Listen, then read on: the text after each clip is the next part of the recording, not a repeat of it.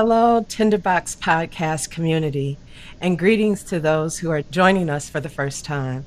The Tinderbox Podcast is where we ignite dialogue, amplify marginalized voices, and mobilize communities with actionable strategies so that African Americans and marginalized people gain the agency, the resources, and collective power to achieve liberation through well being.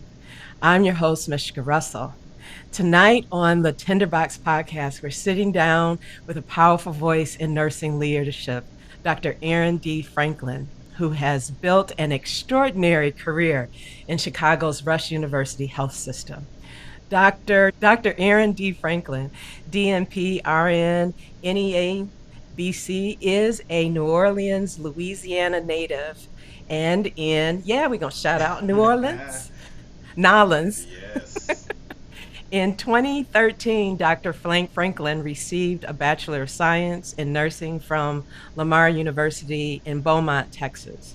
After graduating, Dr. Franklin migrated to Chicago, Illinois, where he was hired as a staff registered nurse on the orthopedic unit at Rush University Medical Center.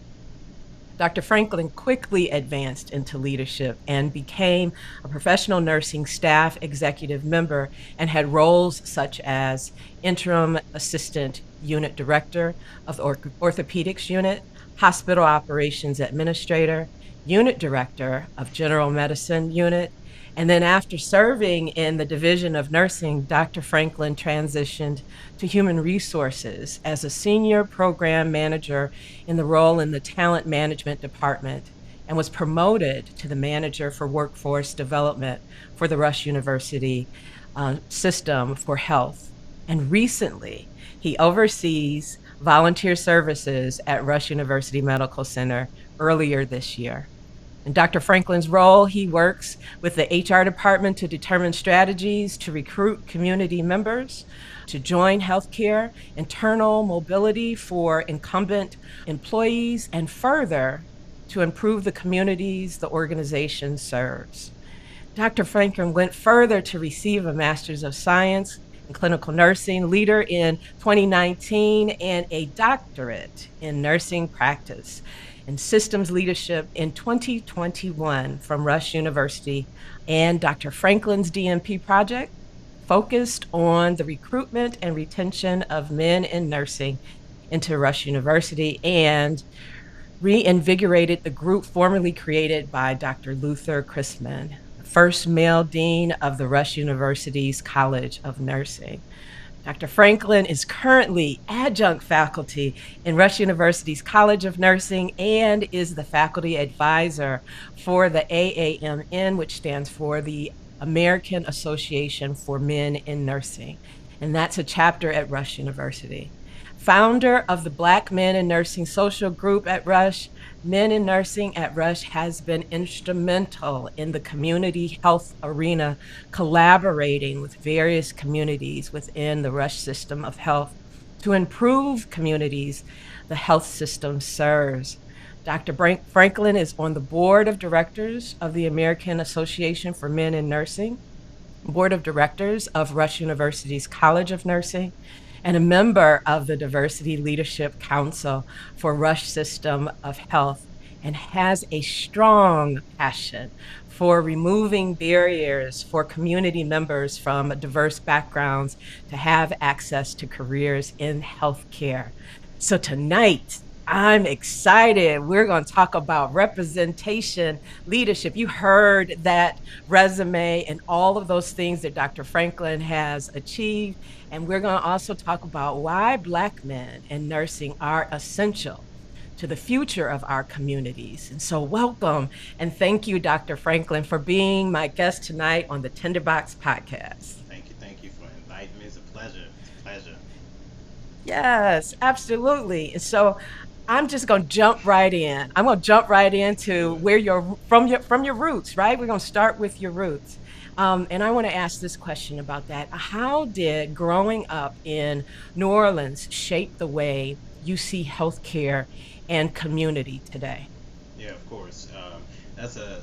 It's like that. That is exactly where all of this stuff like originated, obviously. But I just remember as a kid growing up, and I didn't have my grandparents around, well, my grandpas around, and people are dying from simple things. But I Mm-hmm. think when we grew up in black communities, we tend to think that's normal. Like for somebody to have diabetes, somebody to have their leg amputated, or like all this stuff. There was a lot of like simple health issues that were going on, but I didn't realize it as something simple. I just thought that's what we experienced, right?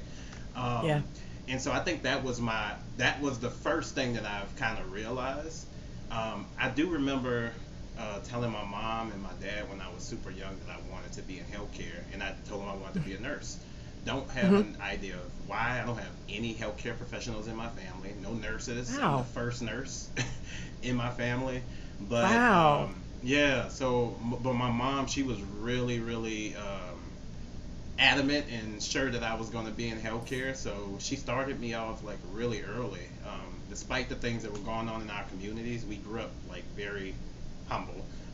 We didn't have a lot, Sure. um, Sure. but she made sure that I was in programs supporting kids that were interested in healthcare. So I went to high school. So from ninth through 12th grade, the schools that I went to had a component where I was in a program Mm. learning about medical terminology, doing shadow experiences at hospitals. I saw surgeries while I was in high school.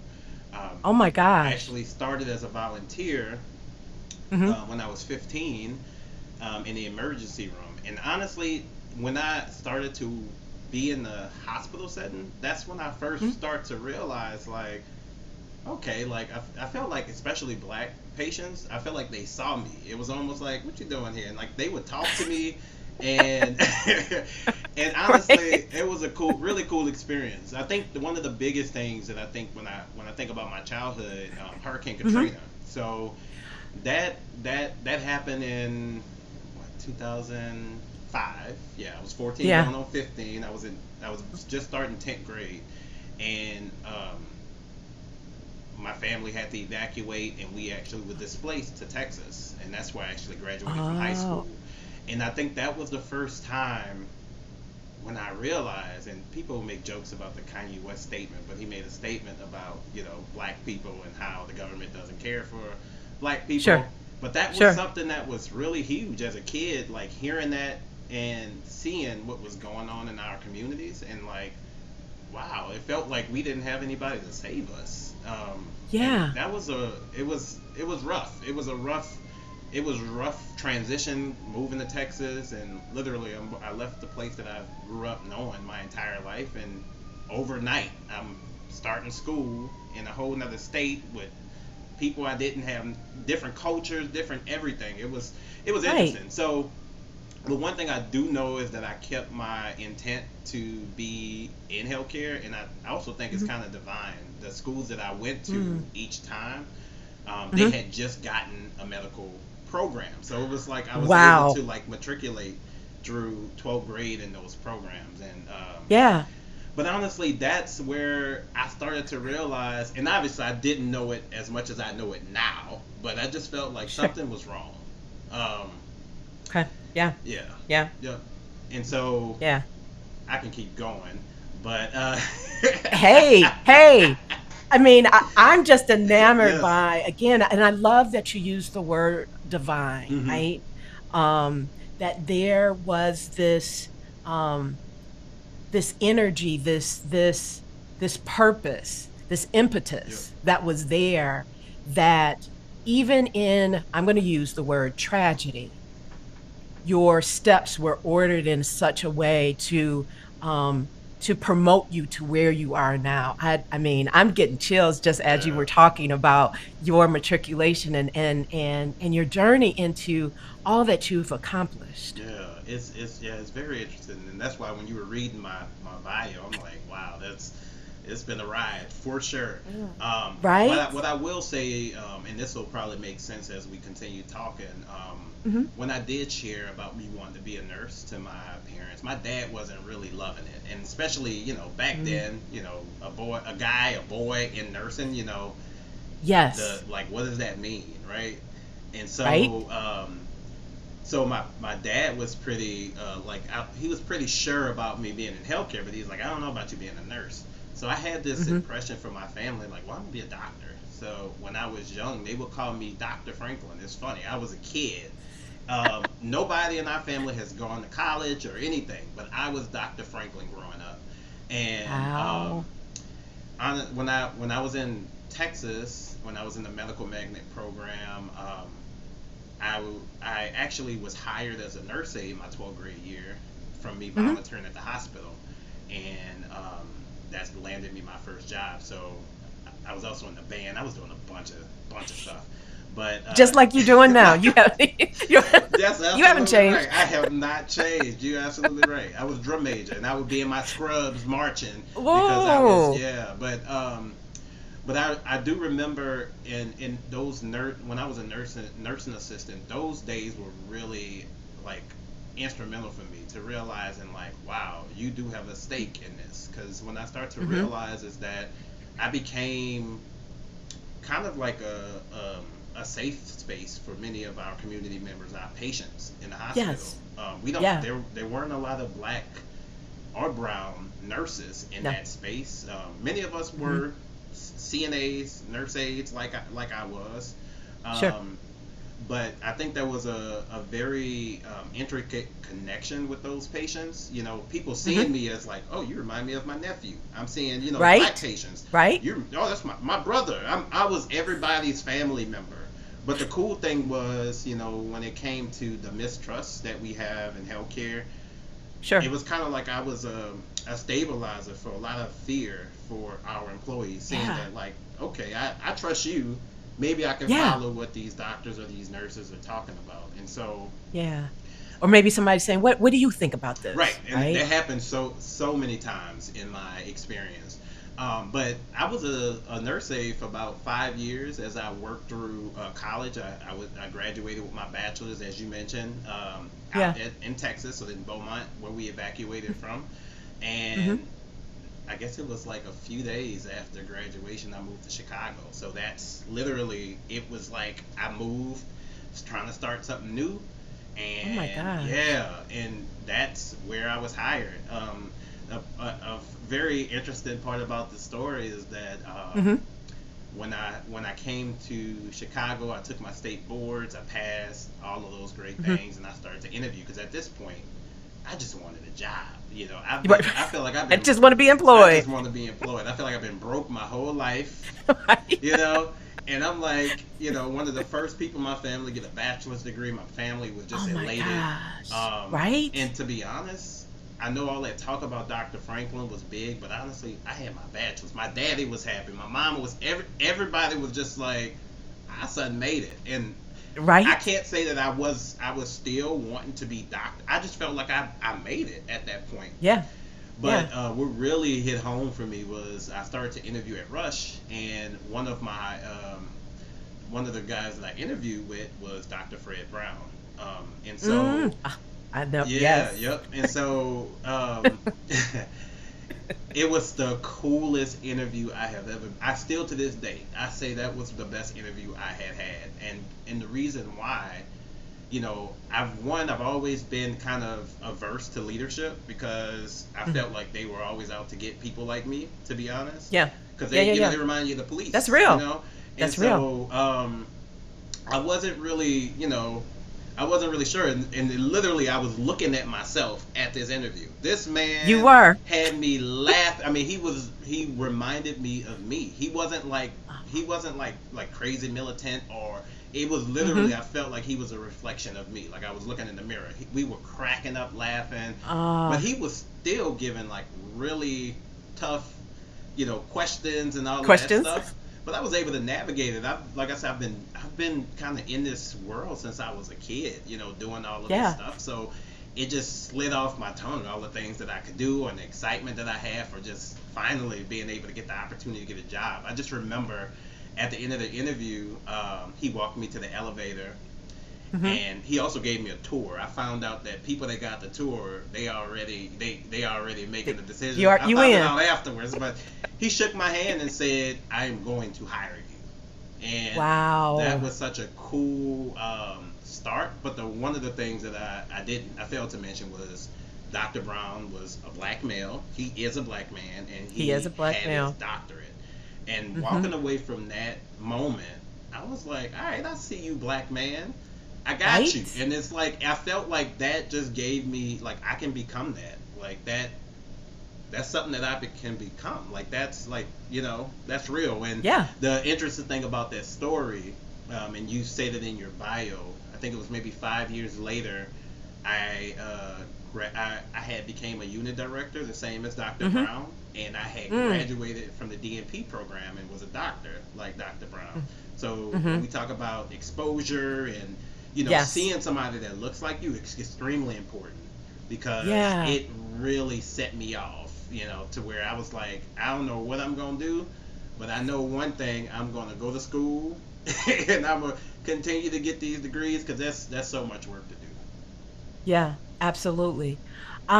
Oh my gosh, I cannot wait for the community to hear your journey. I mean, and to hear your story because, and you mentioned it, a lot of our African American males might have desires to do, have a career in a expertise or specialty that maybe black males don't normally show up in. Right. And to hear, um, how you persevered in a variety of different challenges.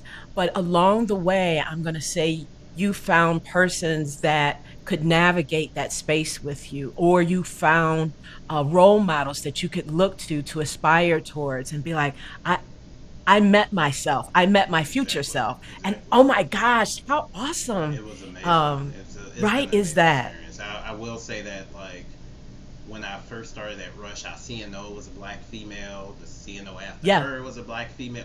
And again, these are things that are like, it's huge for me because yeah, I didn't see that. Especially, coming from the South, I didn't see a lot of black folks in leadership positions, to be honest. And that's just from my perspective.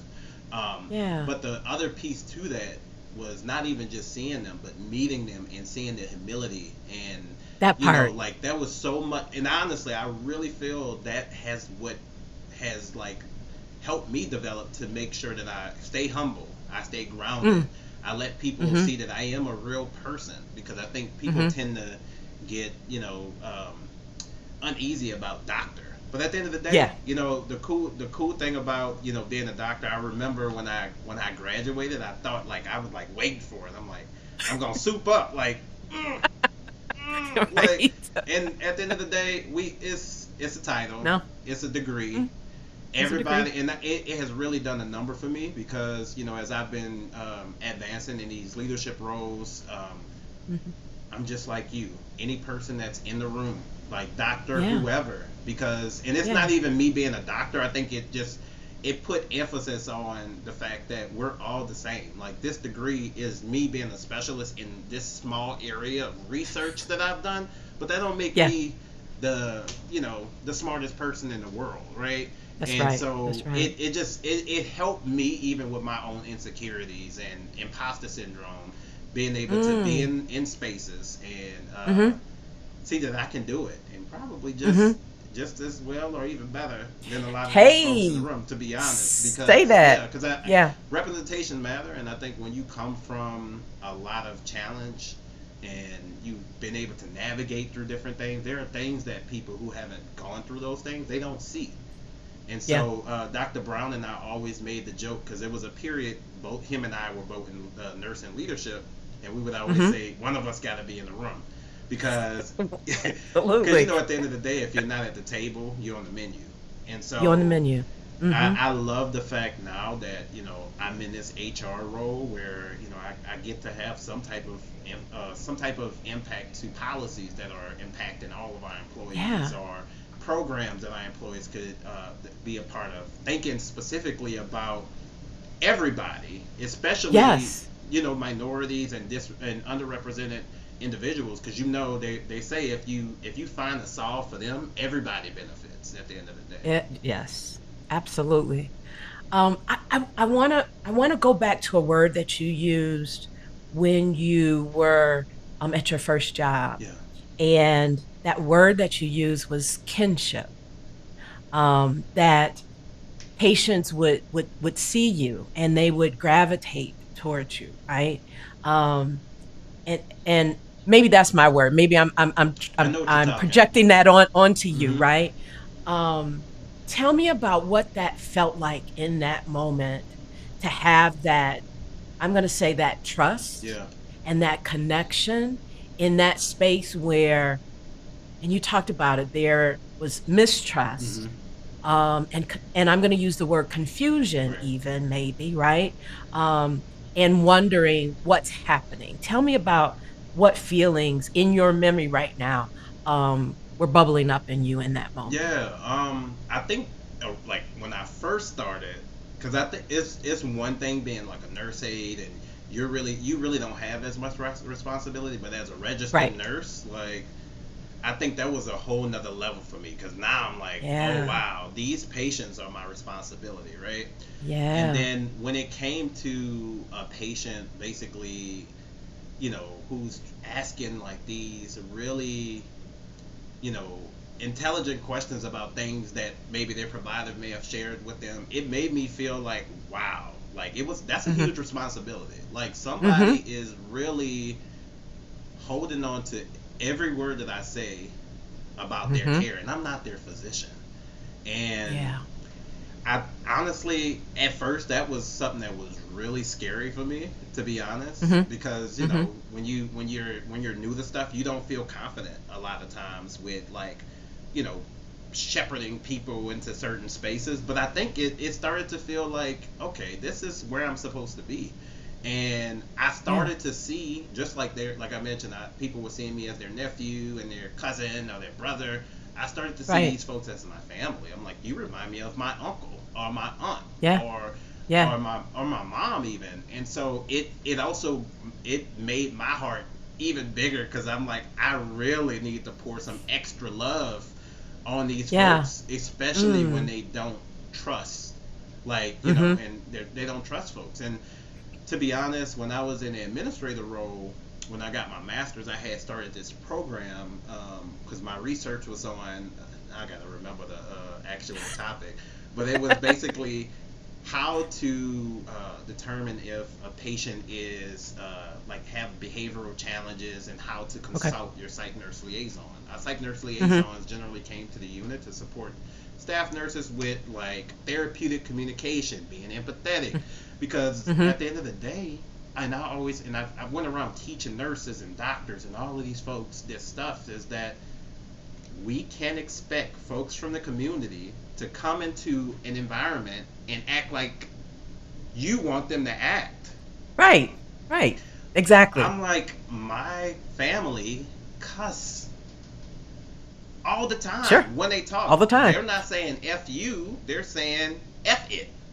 But Right. but but but what I'm trying to get at is like people are perceiving that as aggression, Mm-hmm. right?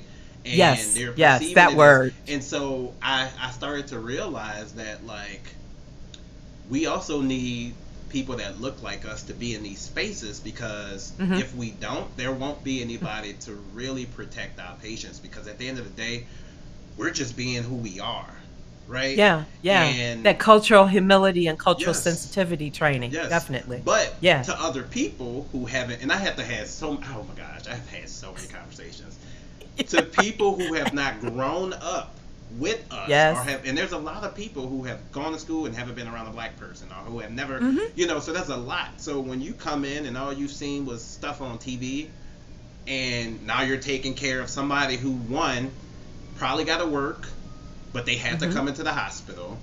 They have Right. bills they got to pay, got children they have to take here and there that they can't. There's so many things that these people are thinking about. Yes. And then on top of that, now they're in the hospital. Yeah. They are completely exposed. They, like Yes. it's like everything. You don't have Everything. everything. And so Mm-mm. I used to always tell It's them, a thin. It's a thin piece of that's paper. the thing. Look, I used to tell our nurses, I'm like, even on your worst day, our patients are really going through something, y'all. Like, you know what I mean? Yeah. So I want you to think about that before you are coming at these patients, because at the end of the day, they're our patients. They are, you know what I Yeah. mean? You're Patience. you're well coming in here. These folks just Yeah. found out they have cancer, or they found out they have to be on some medication for the rest of their life, or they found out they have to have something removed. That is a big deal, right? Yeah. Like, think about going outside of the hospital into real life and having to function with this disability now, or having Hmm. to take stuff and I can't partake in things that I used to, or can't eat the food that that's such a huge thing for the way that we were built. You know what I mean? So Yeah. yeah, so Yeah. it was a lot. It actually proved beneficial. I think the cultural competence is huge. I mean, I think that Yeah. everybody needs to be aware and Everybody. constantly reevaluate, and that's for us too. We Yeah. need to be mindful of other cultures Sure. and people, because everybody don't like the same stuff. People don't like the same music. Mm-mm. People don't like the same Mm-mm. food. They don't. I mean, people move in different ways, Hmm. and that's okay. But we just got to be respectful to everybody, and that was the biggest thing that I always pulled in with Hmm. our staff and also our patients, because I would have to have, you know, sister girl and brother talks to our patients as well to say, "All right, bro, Right.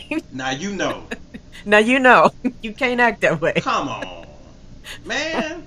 Because Come you have to on. break, you almost have to break character to like talk. You gotta code switch to let like Yes. really give them that look. They like, and they know. They'll be like, And they know. you got, you right. I got Right. you. I got you. But then again, as I mentioned about representation, like Yes. I think statistically, men has been about nine. We've been kind of waxing and waning before 9, 10, 12, 14% of Oh, okay. nursing nationwide, Hmm. and nursing is Hmm. one of the biggest workforces in the United States. It Clearly, is. because we touch Clearly. everybody from birth Ev- until the last days of your life. We're everywhere, right?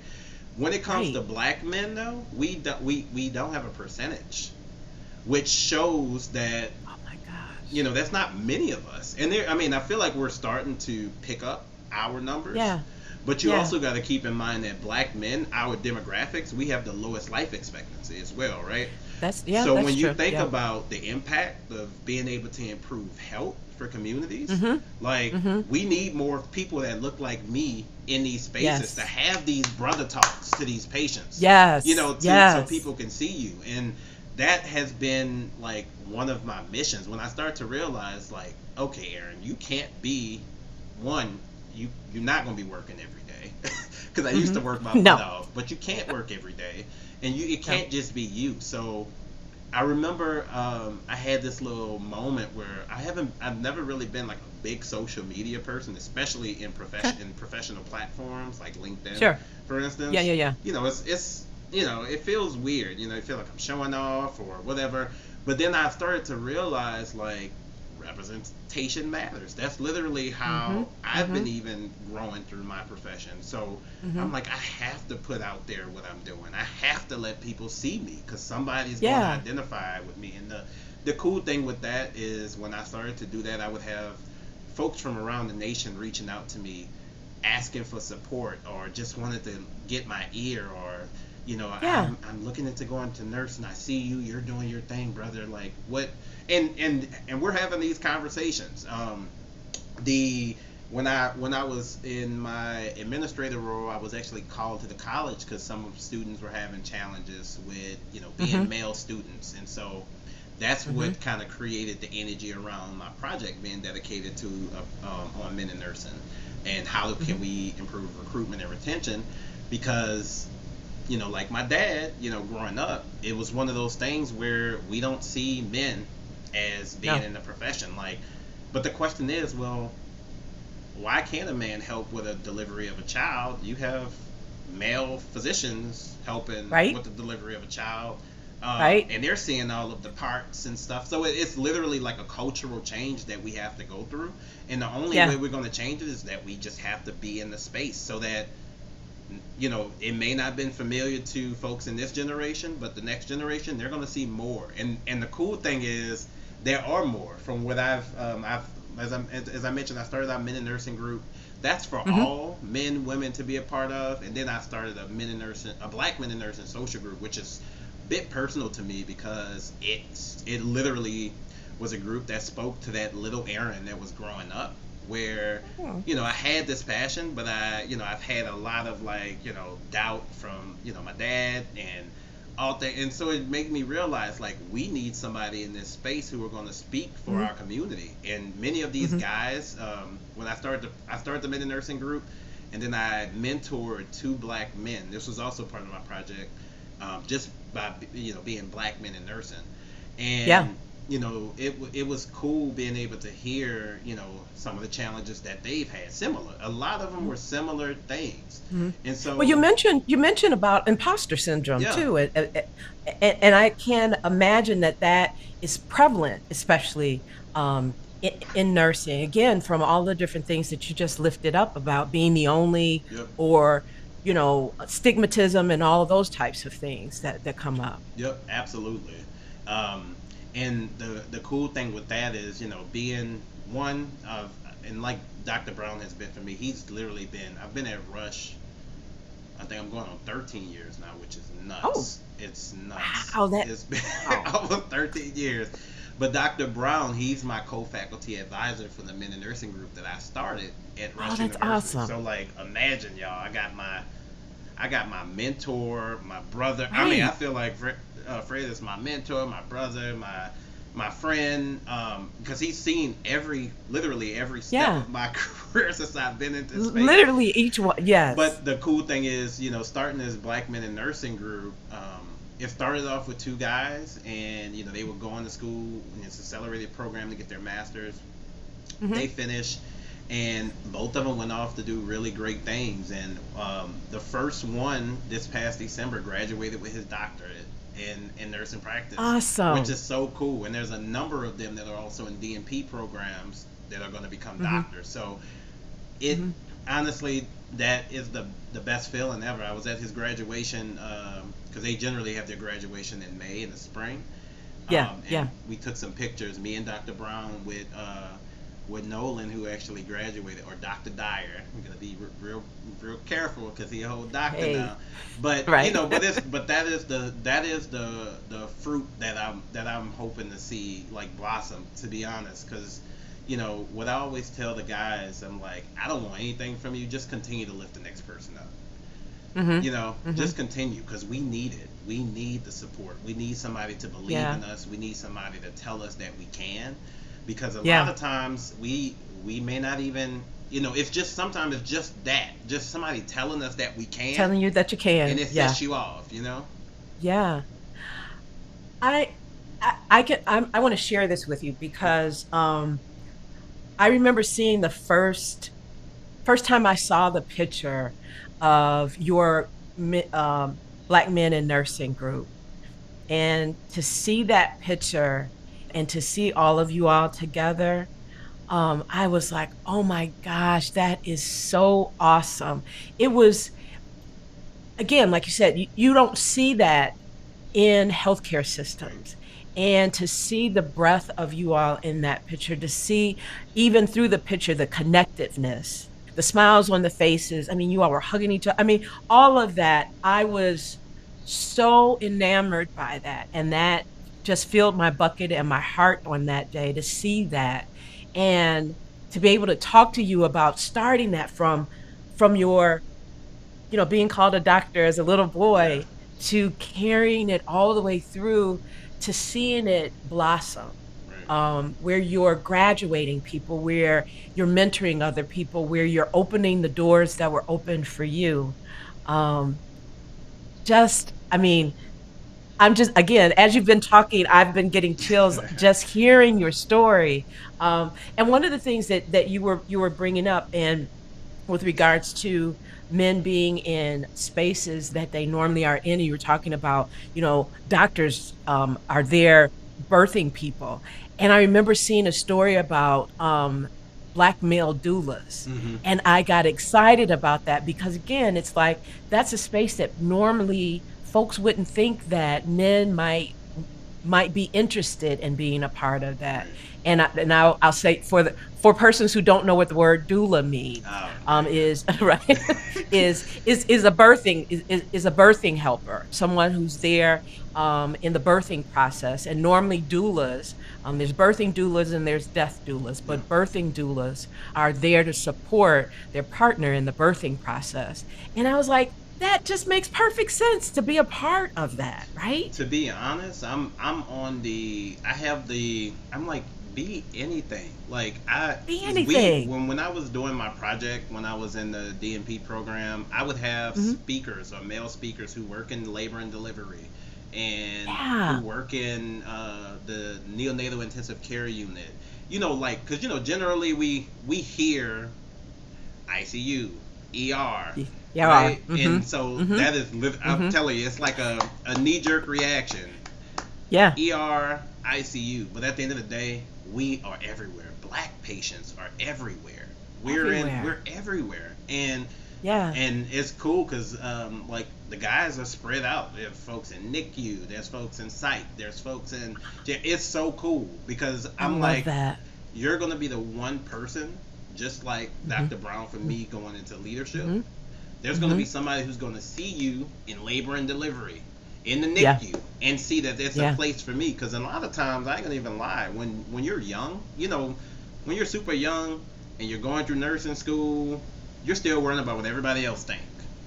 Yeah. You know what I mean? So Right. it's already a struggle that I'm a nurse, right? For whatever Mm-hmm. issues that For my whatever. community may have about me being a male and being a nurse. Yeah. But then the next thing is like, I deliver babies. That's weird. You know, like Mm-hmm. we gotta change. We just gotta change the We got to culture. change We gotta that. change the culture because we are needed everywhere. And also, I'm very confident that nursing is not like just a female sport. Like I'm like Yeah. if anybody's a nurse, even the women who are nurses, they know that it's not like it's for everybody. There's the stuff that the stuff we gotta Right. deal with, like from lifting to having to do all kinds of all the different things that oh my Right. gosh, you it's like a team. It's a team sport, and It so is. you definitely want that to be a hybrid team. Definitely a hybrid team. Absolutely. You need all of the people to play and play nice in that environment. Oh my gosh, absolutely. And that's why I wanted to bring you onto the Tinderbox podcast, to again to get your voice out there. And not that it's not already out there, but to lift up that, as you said, we are needed Yep. everywhere in healthcare, right? And that representation matters, because it is, I'm going to go back to that word again, that kinship Hmm. of, we may not actually be familial, but we got culture Yeah. that connects us. We have experience that connects us. Yep. And we have stories that connect us. Even person who work in healthcare get treated in a different way sometimes. Yep. Take the scrubs off, come in. No one knows that you're Dr. Oh Franklin. man, I've said that. I've said that. I've screamed it to the roof. I'm like, y'all. I'm like, I hit, I got the student, Dr. Franklin, Dr. Franklin. It's so cute, but I'm just like, when I leave out of rush and I'm in my jogging pants and my That's t-shirt, right. which where I'm comfortable, or my hoodie where I'm comfortable to be in, Yeah. I am a Yeah. black man. I'm still getting Yes. profiled in stores, like literally to this day. I'm being followed around in stores. I'm being messed Yeah. with by the cops. There's so many things that's happening. I'm like, dang, like there's Yeah. yeah. So it's definitely an interesting thing. But again, I just feel like I'm trying to do my part in history at the end of the day because I think about just my life and how I had no idea what it would turn into in the space that I'm in now to being able to be able to be spoken to on a Mm-hmm. podcast. Like everybody ain't getting that right, and be able to share my story. I think that's huge, Yeah. right? So Yeah. yeah. So honestly, I think a testament of everything I do is for those, especially for those young kids that are coming up and who have no idea what they want to do, and are being shoved into that whole basketball player, football player, Yeah, the right, stuff that we think that we're gonna be able to like live off for the rest of our lives. But then, right. but the real world is somebody's gonna have to do every role that's in the world, Everything. So we Everything. we all got to be placed somewhere. But I will say, nursing has been a really rewarding profession to be in. It's that helping field. It's not like Mm-hmm. I'm trying to sell nobody something. I'm literally saving Mm-mm. people's lives, and um, Right. to make it real, just having like since I've been a teenager, I've been doing CPR, and like I've witnessed multiple deaths when I was still in high school, and I've Mm-hmm. saved a lot of people. That Yeah. honestly, talk about feeling like I just remember, and it was actually a black female patient that I was, Mm-hmm. because being a male, one of the only men, as a nurse aide, they're Mm-hmm. like, "Oh, you come and do the CPR because, Right. you know." Right. Chest So chest compressions. compressions, yes, yes, yes. And so you start to realize like, wow, there's so much power in what we can do as humans, even just for people in the Yeah. community. I'm like, everybody just needs to learn how to do CPR because we learn. I mean, it's and this is not even a joke. There's so many times where you hear that somebody went unresponsive at the house. The Right. family were just Yes. freaking out, and Yep. nobody really knew what to do to help them. But Yeah. if they would have just applied a little bit of compressions, it probably could have kept that person alive. And those are things Yeah. that that's cool for even the nurse that's been that the nurse that's in organizations who are like black or male or Mm-hmm. in spaces. They're the organization benefits, but also their families when they go Their home. families Their benefit. family Mm-hmm. benefits for them. My nieces and nephews, like they're Yeah. seeing me. They've been at my bachelor's graduation, when I graduated with my master's, and my doctorate. I did not have that experience when I was young, you know. And so Right. I think it is so cool. My nieces and nephews can say, if I want to do that, I can do it. Like they don't have to have Right. on like I can't do that. Like that's, it's impossible for somebody like me. So it's there. It's so many. It's like a domino effect. With everything. And sometimes I always gotta tell people. Sometimes you don't even know the impact that you make. You just being Mm-hmm. present in the space. Somebody just saw you across the room and they saw you look like them and they felt safe. And that's all Mm-hmm. that's all you have to do. Just be there. Not Yeah. even do Just anything. be there. Yeah. Oh my gosh. You are amazing. Thank you. I love your story. I love your energy. I love that your passion is to give back. I can see the joy in it in your face when you're talking about your story. You're engaged, you're smiling. Yep. It is innate in who you are. And it shows up, and I want you to know that I know when you walk into the room with that personality and that smile, that enamors people to you, that they feel safe, that they feel that compassion, and that love that you have for your profession Yeah. and how you show up, right? So I want to say that to you Thank you. because it is so important, in the work that you do. Both of us being in healthcare, me in a different role, Hmm.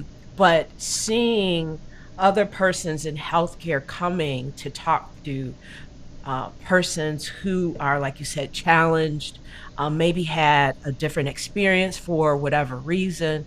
There needs to be some service recovery. That's Hmm. the word that we use in healthcare, right? Yep. And to be able to connect with people who whose voices sometimes don't get heard in the Yeah. way that they need to be heard, Yep. or whose bodies don't get cared for in the way that they need to be cared for a variety of different reasons. So thank you, Dr. Aaron Franklin. I'm Thank gonna give you all of your you. honorifics. I appreciate you.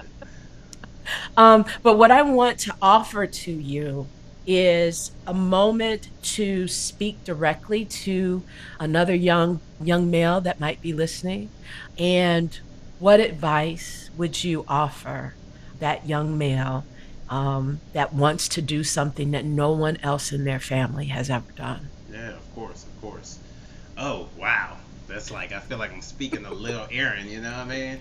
There you But go. to be honest, I think the start is that, your black skin is beautiful. in this Yes. space, in this world, I feel like, we're often villainized, and I feel Yeah. like we are the kindest people ever. Like, it's so. Absolutely. I think first that just start there. Like, you're Okay. beautiful, you're good where you are, as far as who Yeah. you are. Because I think when we get over accepting ourselves, we can start the real business of the next step. The other thing to Right. that is, like, find your calling and find your own Mm. calling. Like, you can't do what everybody else is doing. Nope. The social media is literally what it is. It's social media. A lot of it's It's social fake. media.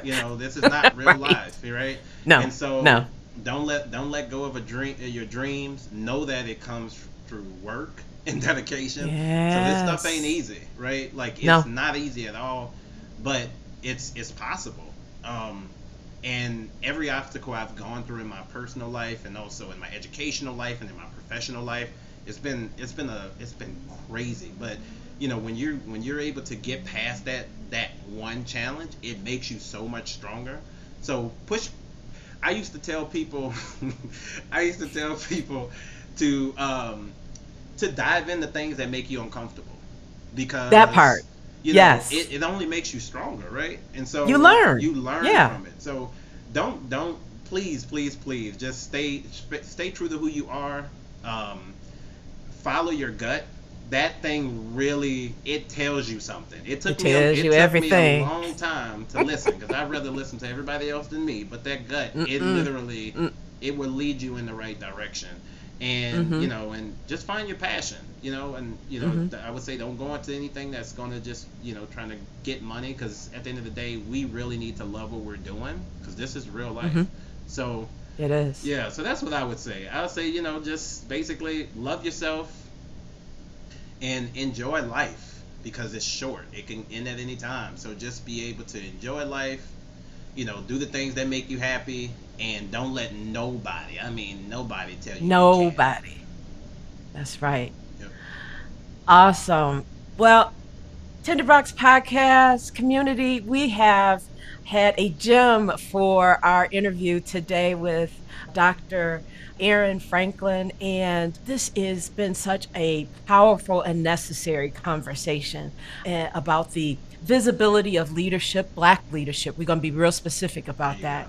And breaking down those barriers in a system that needs us. And healthcare is one of those systems. There are other systems out there, but we're talking about the healthcare system today. And so, again, I want to thank Dr. Franklin for spending time giving his energy and his perspective on Black male nursing.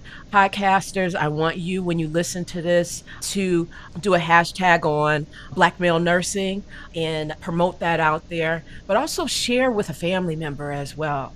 And so, how we usually sign off on the podcast, I always tell you all to stay kindled, to have that ember and that fire continue to be burning within you, that empowers you, that moves you forward, to be your authentic self, to feel empowered. Don't let other people hold you back from achieving, because you have everything you need and the village is there to support you. And so until next time, again, stay kindled. Peace.